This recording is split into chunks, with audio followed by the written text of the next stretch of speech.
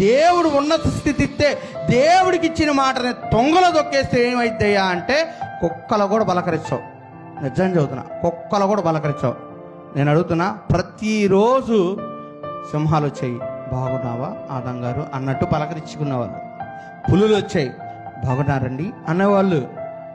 అలాగే జంతువులన్నీ వాళ్ళతో ప్రేమతో ఉండేవి.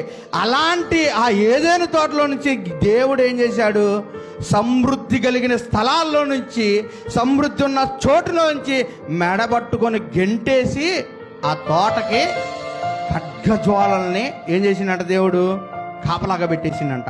ఎందుకని? మళ్ళీ ఎప్పుడు ఈ ప్రాంతానికి రాకూడదని.